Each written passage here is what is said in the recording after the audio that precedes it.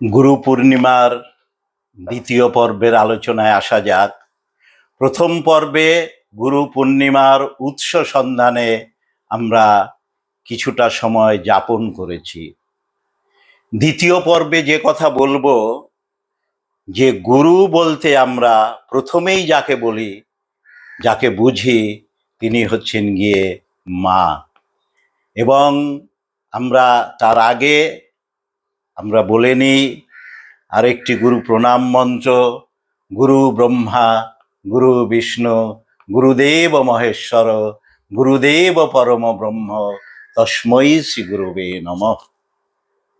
আমাদের প্রথম গুরু মা, দ্বিতীয় গুরু প্রথাগত যে আমরা শিক্ষা লাভ করি, অর্থাৎ আমাদের যে বিদ্যালয়, সেই বিদ্যালয়ের যিনি আমাদের পাঠ দেন বা যারা আমাদের পাঠ দেন, তাদের ভিতর হয়তো কেউ আমাদের শিক্ষা গুরু হন এবং আর একজন থাকে দীক্ষা গুরু, যিনি আমাদের অধ্যাত্ম জীবনের পথ উন্মোচিত করে আমাদের যে সঠিক যে দিশা, জীবনের যে লক্ষ্য, জীবনের যে মিশন, সেটাকেই যিনি সুনির্দিষ্ট করে দেন, তিনিই হচ্ছেন গিয়ে দীক্ষা গুরু।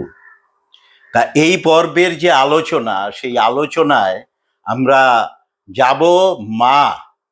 প্রত্যেকটি সন্তানের কাছে তার প্রথম সব দিক থেকেই যিনি শিক্ষাগুরু, দীক্ষাগুরু, তিনিই হচ্ছেন গিয়ে মা।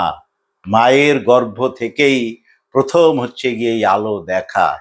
আমরা যদি এই পৃথিবীর দিকে যদি তাকাই, পৃথিবী যদি একটু শিশু যদি হয়, তাহলে পৃথিবীর কাছে মা হচ্ছে গিয়ে সূর্য। সূর্য থেকে সেই আলো পাচ্ছে বলেই পৃথিবী সুজলা সুফলা শস্য শ্যামলা হয়ে বিরাজ করছে। এবং সূর্যকে যদি বাদ যদি দেয়া যায়, তাহলে পৃথিবীর কোনো অস্তিত্ব থাকে না। সেইভাবে মানব জীবনে মাকে যদি বাদ দিয়ে দেয়া যায়, তাহলে মানব শিশুর কোনো অস্তিত্বই কখনো সম্ভব নয়। যদিও এখন টেস্ট টিউব বেবি এসে গেছে, কিন্তু প্রকৃতির সঙ্গে মিলে মিশে যে শিশুর উৎপত্তি হয়, তার সঙ্গে টেস্ট টিউব শিশুর পার্থক্য রয়েছে। আমরা সে আলোচনায় এখানে আমরা আসব না। তা মাকে নিয়ে আমার একটি যে ছড়ার একটি বই, ছড়ার শনে তিন ভুবনে, সেটি থেকে আমি পাঠ করে শোনাচ্ছি, যার বিষয়বস্তু হচ্ছে গিয়ে মা যে আমাদের প্রথম এবং শেষ গুরু, সেটি এখানে তুলে ধরা হচ্ছে। কে আমাকে জাগতে শেখায়, কে ডেকে কয় ওঠরে, ভোরের বেলায় ফুলের খেলায় কুসুম হয়ে ফোটরে, মা। প্রথম গুরু সব শিশুদের, মা, মা, মা। কে আমাকে হাঁটতে শেখায়, কে দেয় মুখে অন্ন, স্বপ্ন দেখায় পা বাড়িয়ে জগৎ চেনার জন্য, মা। চাঁদের পানে হাত বাড়ানো, মা, মা, মা। কে আমাকে অ শেখায়, কে দেয় প্রথম শিক্ষা, আবোল তাবোল ঘুম তাড়িয়ে জাগরণের দীক্ষা, মা। প্রদীপ হাতে রাত মুলুকে, মা, মা, মা। মা আমাদের যে রাতের যে অন্ধকার, সেই প্রদীপ হাতে নিয়ে তিনি যে অন্ধকারকে দূর করেন। আমরা আমাদের কালে আমরা যে গুরু শিষ্য পরম্পরা, আমার মতে সর্বশ্রেষ্ঠ গুরু শিষ্য পরম্পরা যে দীক্ষা গুরু রামকৃষ্ণদেব এবং বিবেকানন্দ। তার আগে আমি শিক্ষা গুরুর কথাও আমি কিছুটা বলছি। বিবেকানন্দ যখন স্কটিশ চার্চের ছাত্র, গ্রাজুয়েশনের ছাত্র, হেস্টি, উনি ওখানের প্রিন্সিপাল, তিনি তখন ওখানের উইলিয়াম ওয়ার্ডসওয়ার্থের একটি কবিতা পড়াচ্ছিলেন, এবং কবিতা পড়াতে পড়াতে তিনি বললেন যে কবিরা যখন কবিতা লেখেন, তখন একটি অদ্ভুত একটা তার ভিতর একটা অনুভূতি হয়, যে অনুভূতিটাকে ইংরাজিতে বলে ট্রান্সপোজিশন। অর্থাৎ হচ্ছে গিয়ে বাংলায় যদি আমরা বলি তুরি আনন্দ, সেই যে একটা অদ্ভুত একটা আনন্দ, অদ্ভুত একটা অনুভূতি, সেই অনুভূতির ভিতর দিয়ে তারা যেন কবিতা লেখেন। তখন এই যে যে শিক্ষাগুরুর কাছে বিবেকানন্দ প্রশ্ন করলেন যে এই ট্রান্সপোজিশন, তুরীয়ানন্দ, একে কিভাবে অনুভব করব? তখন তিনি বললেন, একে যদি অনুভব করতে হয় তাহলে তুমি চলে যাও দক্ষিণেশ্বর। দক্ষিণেশ্বর রামকৃষ্ণদেব আসেন, সেই পাগল ঠাকুরের কাছে চলে যাও। তার আগে মহর্ষি দেবেন্দ্রনাথের কাছে গিয়ে তিনি একদিন গঙ্গায় বজরায় সন্ধ্যা মুখে তিনি ওই একে জিজ্ঞাসা করেছিলেন, দেবেন্দ্রনাথকে জিজ্ঞাসা করেছিলেন যে আপনি কি ঈশ্বরকে দেখেছেন? তখন বলেছিলেন, না, আমি ঈশ্বরকে দেখিনি, তবে তোমার যে চোখের যে ভাষা, তোমার যে চোখের জিজ্ঞাসা, তাতে মনে হচ্ছে যে আমি দেখিনি, কিন্তু তুমি একদিন ঈশ্বরের দর্শন পাবে। ওখানে গিয়েও রামকৃষ্ণদেবকে জিজ্ঞাসা করলেন ঠিক একই প্রশ্ন। রামকৃষ্ণদেব বললেন, দেখেছি, তার সঙ্গে কথাও বলেছি, তোকেও দেখাতে পারি। এই যে যখনই বলেছেন যে তোকেও দেখাতে পারি, এবং রামকৃষ্ণদেব তখন বিবেকানন্দকে স্পর্শ করলেন, বিবেকানন্দের ভিতর অদ্ভুত একটা যেন সেই বিদ্যুৎ খেলে গেল। তারপর থেকেই যে বিবেকানন্দ এবং রামকৃষ্ণ, অর্থাৎ এই যে যে গুরু শিষ্য একটা অভিন্ন ক্রমাগতভাবে যে গুরু শিষ্য এই যে পরম্পরা, এটা চিরকালের আমাদের দেখা শ্রেষ্ঠ উদাহরণ। এবং বিবেকানন্দ সবসময় বিভিন্ন প্রশ্নের ভিতর দিয়ে কিন্তু রামকৃষ্ণদেবকে বাজিয়ে নিচ্ছেন, এবং রামকৃষ্ণদেবও সহর্ষে সেটি গ্রহণ করছেন।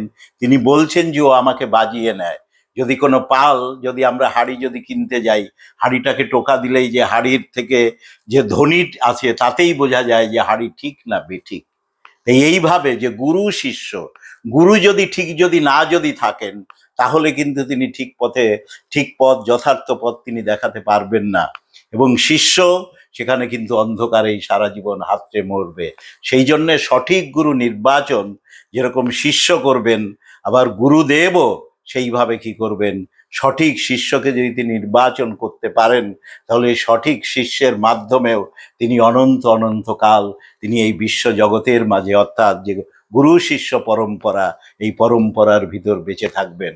রবীন্দ্রনাথের ভিতর যদি আমরা যাই, রবীন্দ্রনাথের এরকম কি কোনো দীক্ষাগুরু কি ছিল? রবীন্দ্রনাথের শিক্ষাগুরু এবং উপনিষদের যে শিক্ষক, সেটা ছিলেন তার বাবা মহর্ষি দেবেন্দ্রনাথ ঠাকুর। এবং সেইভাবে তার কিন্তু দীক্ষাগুরু না থাকলেও উপনিষদটাই কিন্তু রবীন্দ্রনাথের আমরা দেখি দীক্ষাগুরু। এবং রবীন্দ্রনাথ বলছেন, তোমার এই করিয়াছি জীবনের ধ্রুবতারা। তারপর তিনি বলছেন, নিবিড় ঘন আধারে জ্বলিছে ধ্রুবতারা, মন রে মোর পাথারে হোসনের দিশে আরা। তিনি আবার বলছেন, সত্য মঙ্গল প্রেমময় তুমি, ধ্রুবজ্যোতি তুমি অন্ধকারে।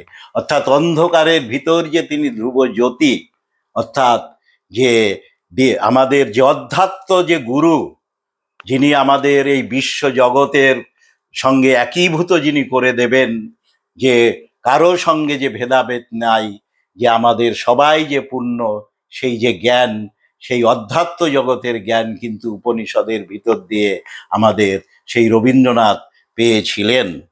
এবং আমরা যেটা দেখি যে এর আগে আমরা বলেছি যে জিজ্ঞাসা, বিবেকানন্দের ভিতর যেটা ছিল, জিজ্ঞাসার ভিতর দিয়েই কিন্তু শিক্ষা পরিপূর্ণ হয়। সেটা আমরা উদ্দালক শ্বেতকেতু যে উপাখ্যান, সেখানেও আমরা দেখি। সেই শ্বেতকেতু যখন 12 বছরের শিক্ষা গ্রহণ করে বাড়িতে এসেছেন, তিনি কারো সঙ্গেই কথা বলেন না, তার প্রচন্ড অহংকার। উদ্দালক একদিন জিজ্ঞাসা করলেন, আচ্ছা তুমি কি এমন কিছু জানা, যা জানলে সমস্ত কিছুই জানা হয়ে যায়? তুমি এমন সুর কি তুমি শুনতে পাও, যে সুর কানে শোনা যায় না, অথচ অনন্ত ধ্বনি যার এই বিশ্বে বিরাজ করছে? শুনেই তো উদ্দালক চমকে উঠলেন যে কোন প্রশ্ন। তিনি তখন বললেন, ছোট্ট করে তিনি তখন বোঝালেন, এই যে লৌহ যুগে যদি আমরা চলে যাই, লোহার বিভিন্ন ধরনের অস্ত্র শস্ত্র যন্ত্রপাতি রয়েছে, এগুলো কোথা থেকে উৎপত্তি? ওই যন্ত্রগুলো দেখে যদি আমরা, অর্থাৎ অনুত্ত, আমরা যদি অনুর দিকে যদি চলে যদি যাই, তাহলেই আমরা দেখব লোহা থেকে কিন্তু আমাদের সমস্ত যন্ত্রের উৎপত্তি। সেইভাবে আমাদের মূল উৎসের দিকে যেতে হবে।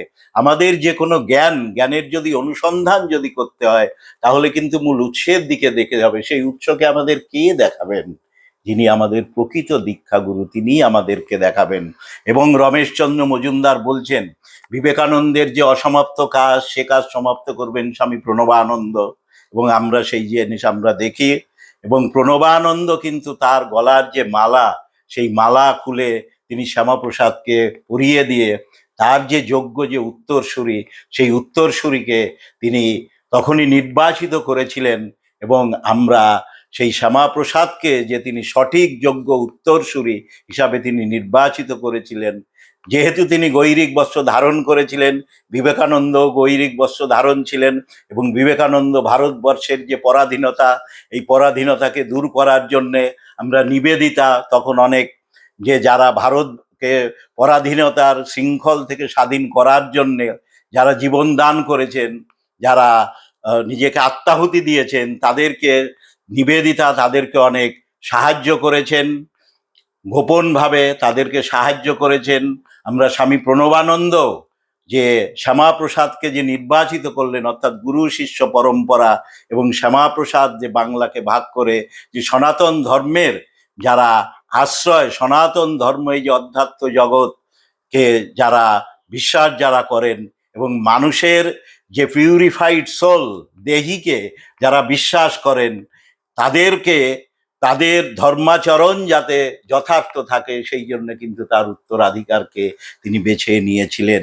এই যে গুরু শিষ্য পরম্পরা যে সঠিকভাবেই চলতে থাকে, যদি আমরা যদি সত্য ন্যায়ের পথে যদি আমরা থাকি, এবং সত্য ন্যায়ের যে আদর্শ, সেটা কিন্তু আমাদের গুরুরাই আমাদের দেন, যারা আমাদের দীক্ষা গুরু, যারা হচ্ছে গিয়ে মনের কালিমা যারা দূর করেন।